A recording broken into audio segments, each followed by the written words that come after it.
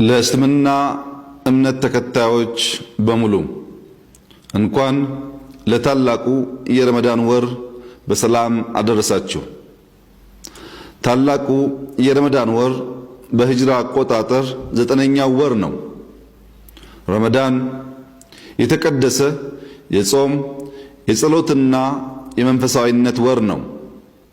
በእስልምና ሃይማኖት የረመዳን ጾም ከአምስቱ የእስልምና መሰረቶች ውስጥ ይመደባል።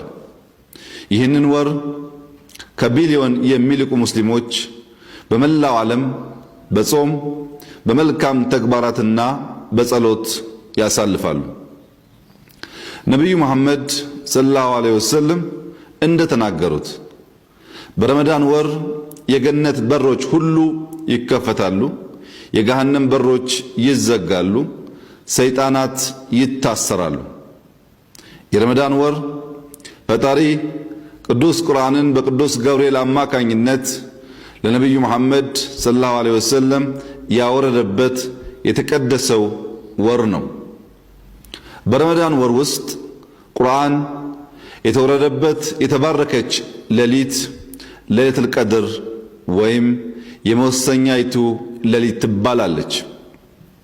በዚህች ሌሊት የሚተገበር መልካም ተግባር ከ1000 ወራት መልካም ተግባራት የላቀ ምንዳ እንዳለው በቁርአን ተጠቅሷል።